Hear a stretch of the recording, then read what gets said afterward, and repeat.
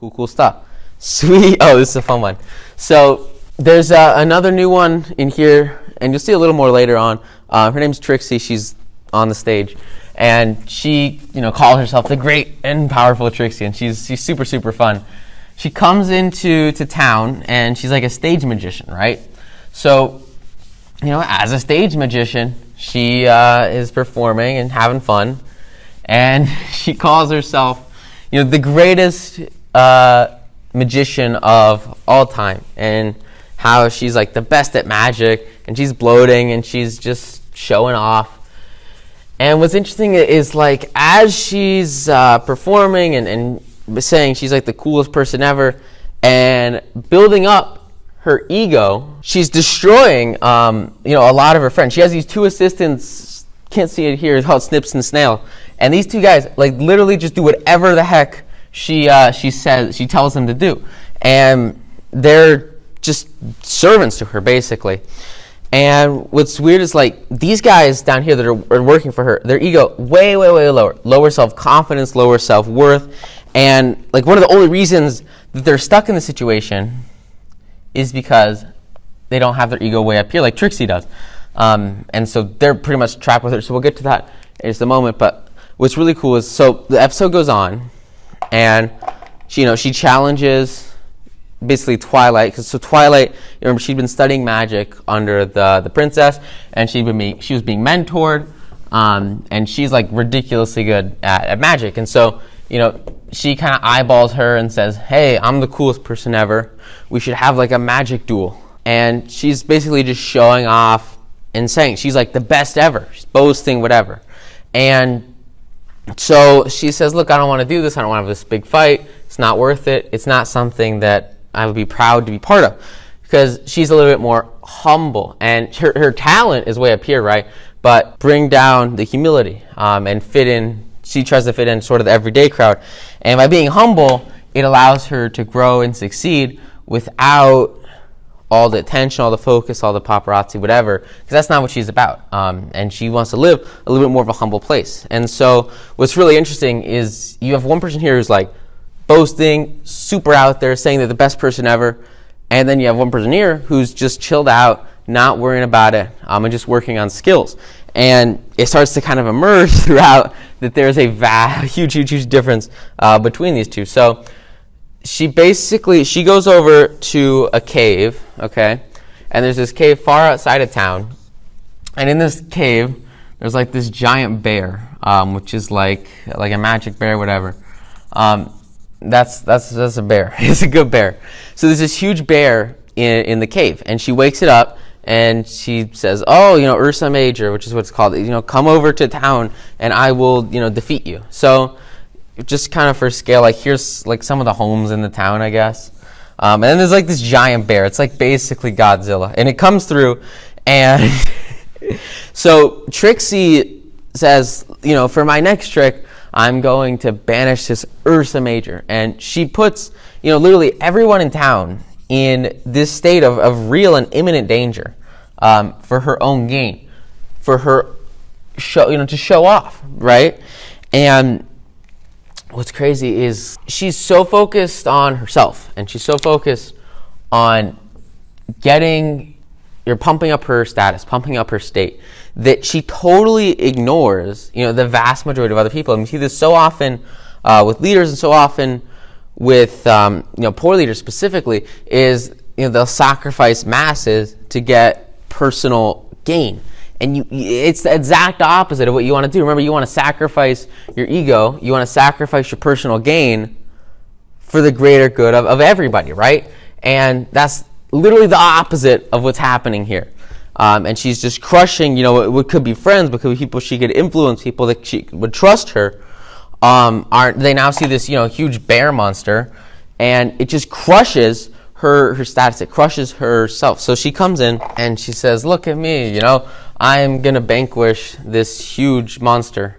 And her two assistants, they come in, and these two guys, like, they are, sort of guilty by association, because they're hanging out with the wrong people. They're hanging out with Trixie, and they're working for Trixie.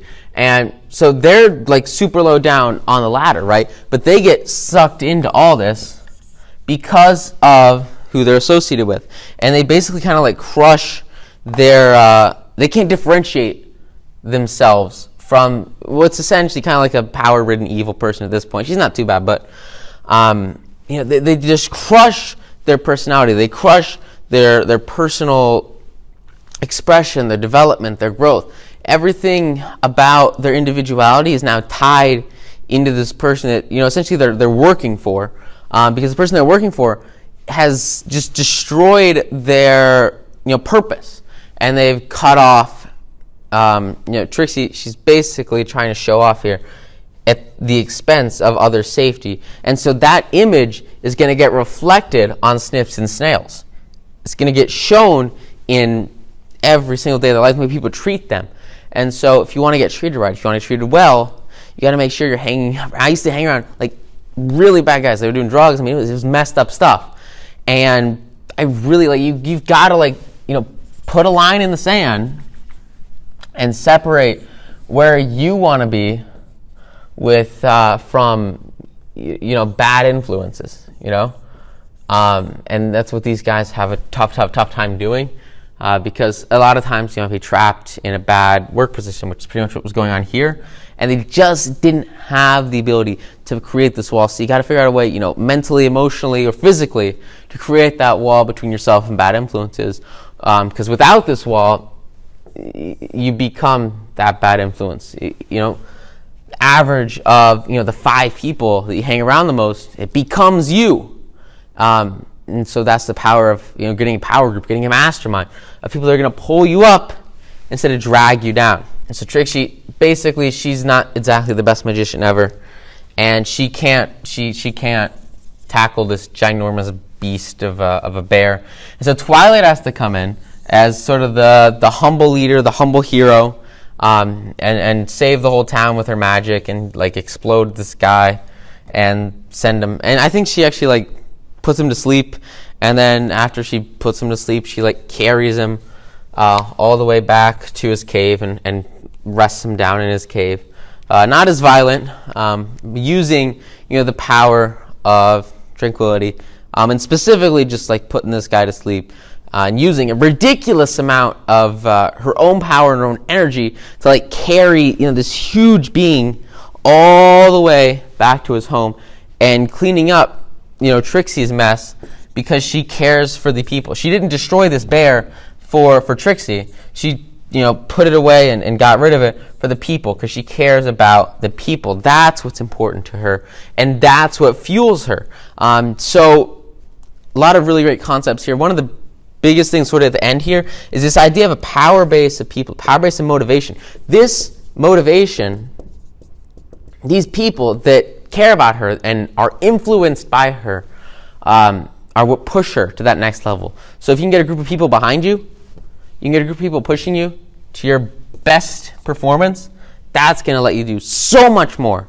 And that's exactly what happens here, and what kind of fuels the growth and the power behind Twilight coming out and improving herself to be much, much, much, much more powerful than Trixie, even though she's a lot humbler. So you want to stay humble, but ridiculously powerful. Okay, sweet.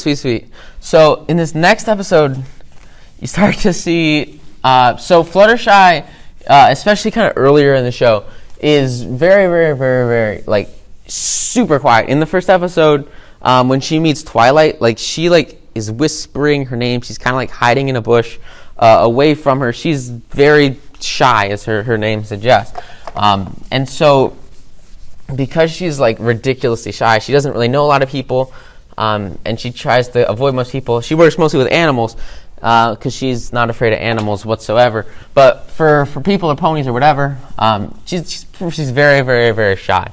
And so because of that, she kind of gets alienated from the main 6. You got the main 6, and Fluttershy's here, but she's sort of alienated. She's sort of pushed away because she's very, very shy. She doesn't speak as much, and for so many people, it comes down to self-confidence, and for her, I think it definitely was self-confidence, and she just didn't have that self-confidence, which is terrible, because she's just starting out, with animals, and she didn't have a lot of successes. She didn't have a whole lot of experience speaking with other people. And these two, together are the key to creating self-confidence. The first thing is obviously getting in front of people, talking in front of people, conversation with people, getting in front of a group and speaking with a group. If you can get more and more and more experience talking to people, then you're going to get a lot better talking to people. Dale, when he was writing this book, he had like huge groups of students that would come to his meetings, and at these meetings they would have like whole rooms of people, and all they would do is stick people in that room and have them talk to the group, just to overcome that fear, overcome the barrier that they had to speaking, to develop that self-confidence. So that's sort of the first key to self-confidence, is just getting in front of people and doing it. And it's tough at the beginning, and then it gets easier and easier and easier over time. And then the second thing is successes. So successes is it can be personal successes, be professional successes, but like the more experience and the more growth and the more successes that you have under your belt, the more confident you'll be. I remember early on when I was starting out investing, I was getting into the social skills game. And then I made some of my first like really, really big investments that made it into like the 6-figure range. And as soon as that happened, like everything shifted with my self-confidence, because I realized that I got this, right? I know what's going on. I'm like having super great time, getting it done, being happy with it. And those successes, they push up, your social, your IQ, right? Your emotional quotient, whatever. It pushes it up so much, and then you become much more confident in yourself. And when you're more confident in yourself, it radiates into the way that you interact with other people. And so this is one that can't really be learned. You just kind of have to have success with the projects you do, and sort of the best way to have success is to just do more things that can be successful. And that's sort of exactly what happens in this episode. So there's this huge mountain. You kind of see the mountain. That's a pretty squiggly mountain. But basically, there's this big mountain, and there's a dragon at the top of it. And this dragon is putting out smog, and the smog, is covered. Let's do it in green. Say this is like Ponyville. The smog is covering pretty much the entire town. And so because the smog is covering, the entire town, everyone's kind of freaked out because they can't really get sunlight. All their crops are dying, and it's just not great to live under a huge black cloud every single day. And so Fluttershy is pretty much like the only one in the town that's really, really good with animals. And so they go and they send her. They send her over here to this mountain. And they say, look, you've got to get this dragon to move and go nap somewhere else so that he's not snoring and putting out all this smog or black clouds, whatever, or smoke everywhere. And she's pretty freaked out. She's like, what do you mean I got to do this with people? Because she's shy and she doesn't want to do this. And so the whole group, the town asked the whole group to come do this. So the whole group come over to this mountain. And everyone is, scaling the mountain. Rainbow Dash is flying up the mountain. They're all trying to make it to the top where the dragon is. And as they start to go and go and go and go, Fluttershy gets left behind because she's scared and she's afraid of this mountain. She doesn't have as much success. She doesn't have as much experience as the other ponies, just doing things. And so she's very, very, very shy. And so these guys are upset. Like Rainbow Dash specifically, these guys are pissed. They're like, why do we have to go with Fluttershy? Can't we just leave Fluttershy behind? Because they don't really realize that she's really good with animals. And none of them do. And so, but Twilight, she sticks by him, Applejack sticks by him, and they say, look, we need to go as a group. We aren't just going to leave someone behind. Can't just ditch the underperforming asset, especially if it's in a closely knit social group. You got to work through it. You got to power through it. You got to make it happen so that the group progresses and the group succeeds and the group grows as a unit so they can get to this end goal and they can have this success that comes only when they all make it to the top of the mountain. And so, they have to kind of convince them and say, look, you know what, we have to do this as a team. And it's a little bit slower, maybe it's 10, 20, 30% slower, but they make it up the mountain as a unit, as a team. So they get to the top, and everyone thought Fluttershy was totally useless because she has been hiding on the ground the whole time. They get to the top, and there's this huge dragon, and the dragon is, he's just taking a nap, and he's got a bunch of chests of jewels and crap and whatever. And he's like, look, I don't want to move. And they're like, you got to move, you're destroying our town. And he's like, no, I'm not moving. And so he starts to spit fire at him and try to get them, away from him. And Fluttershy comes in and she says, look, huge dragon guy. Let's pretend this is a dragon. This is a really good drawing of a dragon. She comes in, and she's the only one that comes out of hiding. This is the other 5, and they're hiding behind a rock because this guy's shooting fire at them. And she says, she comes in, taps him on the nose, tames him, uses her skills with animals to calm him down and say, look, gotta move, take all your stuff, get out of here. And she pretty much handles the situation, gets him to leave. She's the only one that could have done that.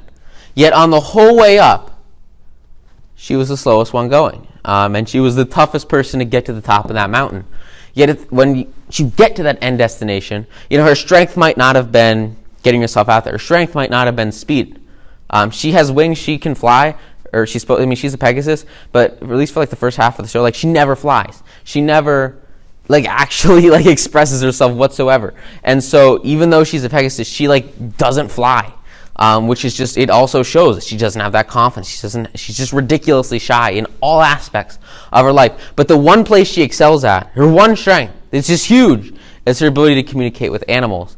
And by having this whole team that lets her get to this final leg of the race, she can close this last leg of the race better than any of them could. And so it might be a struggle to get there, but you've got to bring the unit. You've got to get the whole group there so that each person can execute their individual ability to the highest extent possible and have the impact that they want so that they get rid of the dragon and the town gets smoke free. So cool stuff. All right, this is Look Before You Sleep. Okay, so in this episode we start to get a little bit more into argument. Now, argument, obviously, very, very, very bad stuff. You just don't want to argue with people. Arguments, you win an argument. Do you really win an argument? Usually it crushes everybody that's involved. And especially when there's no real outcome of it, it just, arguments destroy, friendships and bonds, and it just crushes things. And so that's what we start to kind of dive into here. So Twilight's got her big treehouse thing that she lives in. And she says, look, we should have a huge party. And so they go, and Applejack comes over, Rarity comes over, and they decide they're going to have this huge party. And so they come together, and at least at the beginning, it kind of works out. They're coming together as a group, they're having fun. But the problem is Rarity, she's super into fashion and being her own thing. And it totally conflicts with Applejack, the orange one, who is just into farming, right? And so because their personalities clash, and individually they just aren't able to communicate. There's no communication here. It crushes a lot of their ability to connect, especially in close quarters in a one-on-one space. And even though they're part of this overarching group, and they know that for the betterment of the group, they should be together. They should come together and be a team. In this very enclosed situation where they're basically spending the night together, they just have this huge conflict. So they go through the whole night.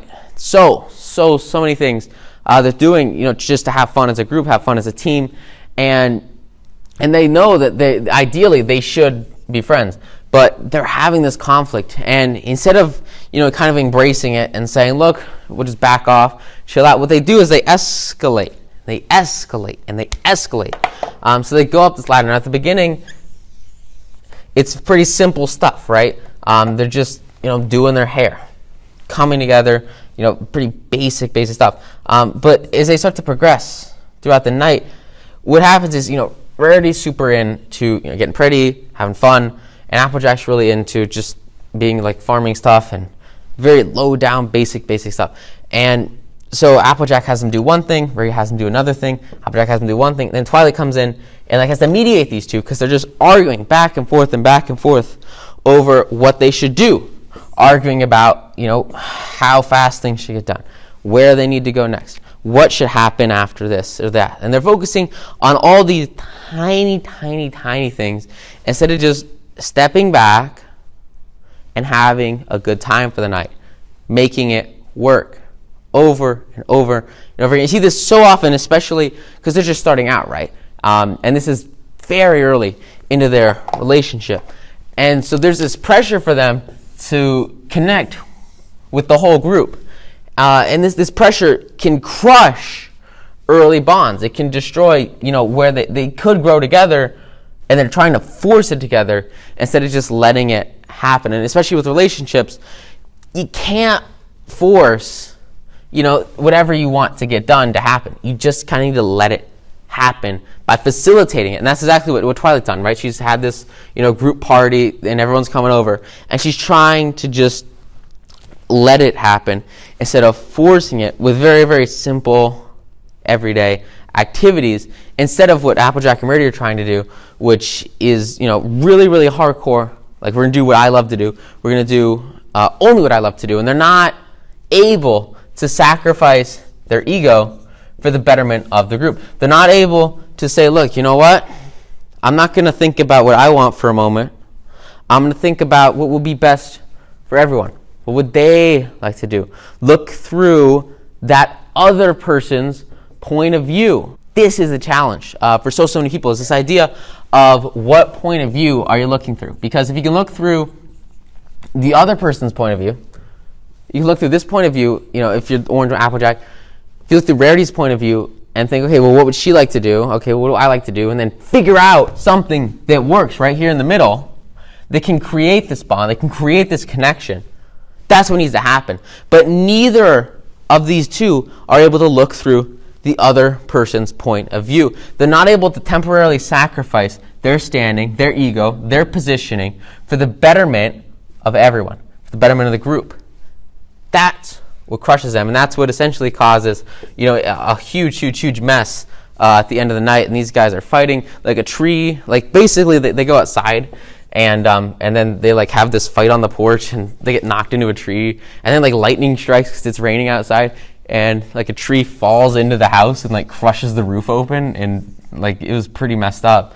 And all that kind of stems from this argument between the two, and this internal tension that boils up, because instead of just calmly releasing it and working through the problem together, right? Working through the problem together, they boil up. The instant that they boil up, it crushes their ability to actually have a reasonable night, a functional night.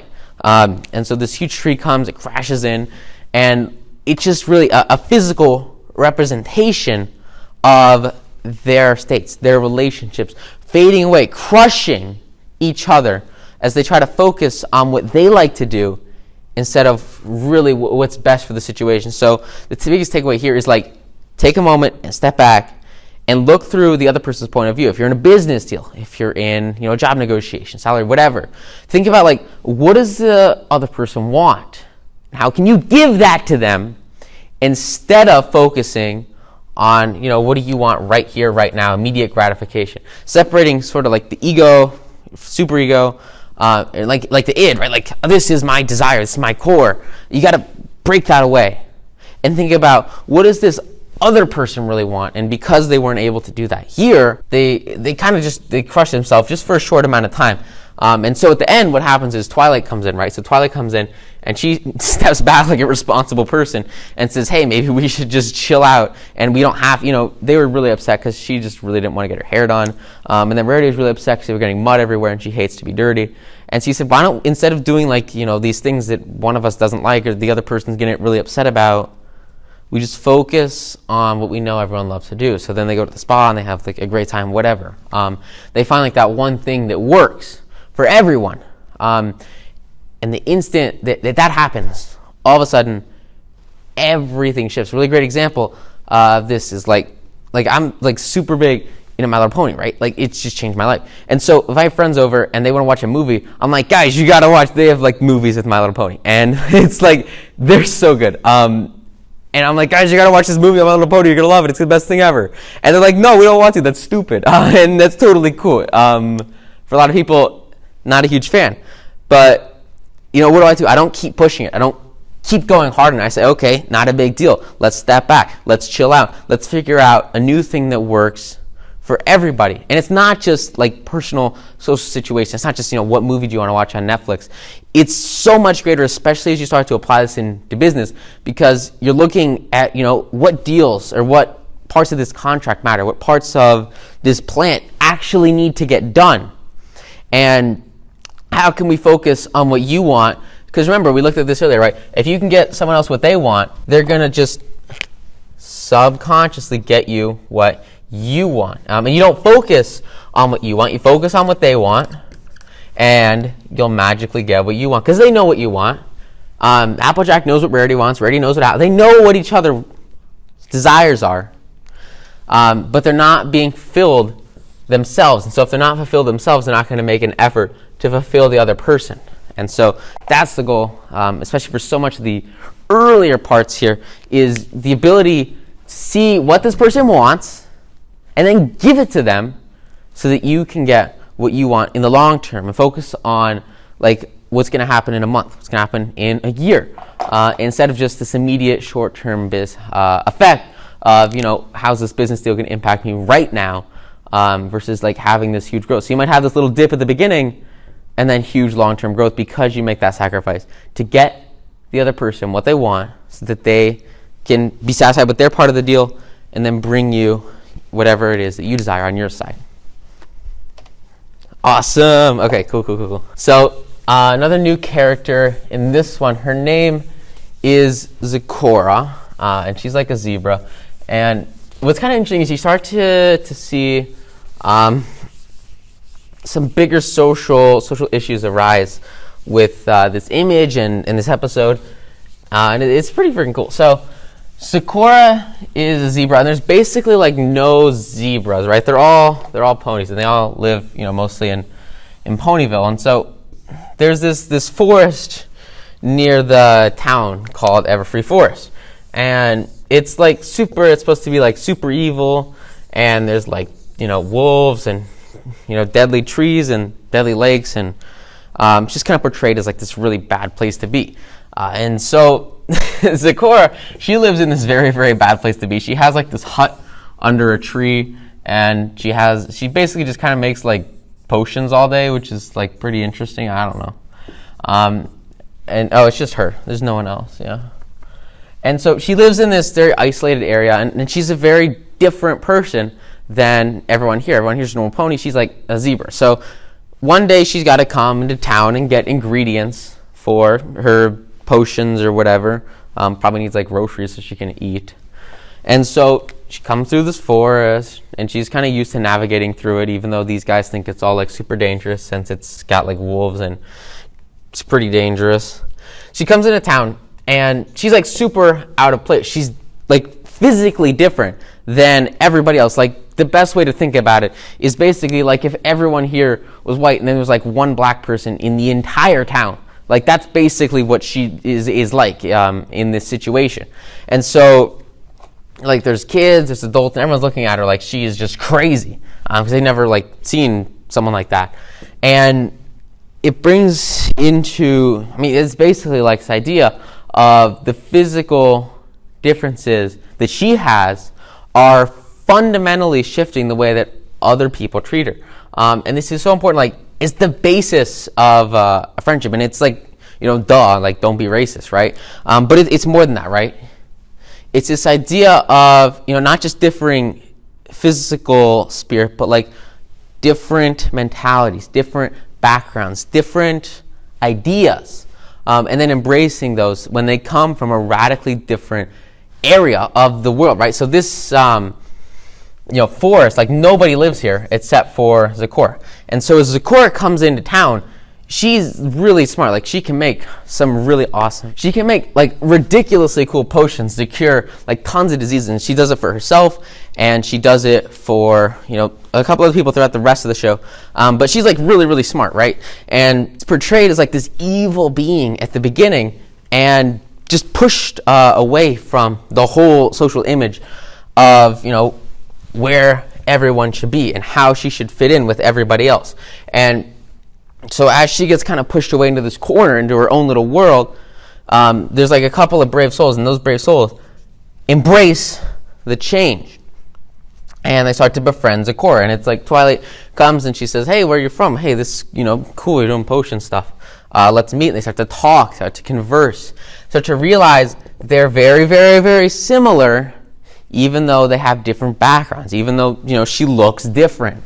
It's like this idea that the few brave souls that are able to break away from this group and embrace the new, embrace the change, are the ones that are going to connect with, she's really powerful. And she has done so many cool things because she was embraced by these people, and they said, oh, you need, this herb or this spice. Let me show you where to get this herb or this spice so you can go back home where you don't have these things and do whatever you need to do with them. And everyone is like gossiping about this. And more specifically, they're like, oh, this is like this weird new person. We should like kick them out and push them away. But when this group of people starts to embrace it, they break away from what the masses are saying, the norms are saying, start to embrace that change, start to connect with Zecora. All of a sudden they realize, look, it's not a big deal. We can be friends with zebras, right? It's like, duh. But previously they'd never had an experience like this. They'd never had a relationship like this. And so because of that, it's new. And new scares away so many people. But very often, new has a vastly higher amount of opportunities than the old. If you look at how their medicine was, in the town they had like a nurse, and that was it. They didn't have any technology, they didn't have any drugs. But with her, she's got like this magic potion, she's got brews, and she's got elixirs, right? And so she can, seriously change how these guys handle their medical problems with this new technology. But the only way that they have access to technology, or they know about this new technology, is by connecting with this outside stranger that at first is weird, but as they start to embrace and they start to connect with, they realize that their whole society will be better off if they brought this new technology in, and all they have to do is overcome this initial social stigma of embracing a new person, a new idea, a new mentality, a new state. And that's exactly what happens. And she comes into the town, and at the beginning it's tough, like everyone doesn't like her. But Twilight, the main six, everyone comes in, they connect with her, and they say, look, you're cool, here's all the stuff you need. And they bring her into their world, and they give her a chance. So often you'll see that those who can take best advantage of new opportunities, new technologies, are the ones that just give it a chance, give it a flash in the pan to start working. And that's exactly what they do here. And obviously, if she was evil and she's trying to take over the town, they'd know pretty quickly that this person who came from the evil force is actually evil. But they give her a chance, and there's a fallback. She could be evil, but she's not. And so you just gotta give it an opportunity. And as soon as you do that, doors open that allow new change, new technology, new growth that would only come from this development and from this growth that happens as a community and as they form friendships and bonds that last for literally the entire rest of the show. I mean, she makes very good friends with the main six because they came into their world and they started building relationships, started building friendships, they started expanding their social group into new areas, new opportunities that they wouldn't have previously thought of. But as the opportunities came, they took advantage of them and allowed them to grow and manifest in their life into a whole new world of change that is just unknown to so many until they do it. So really powerful stuff here, and one of the biggest takeaways of Bridal Gossip.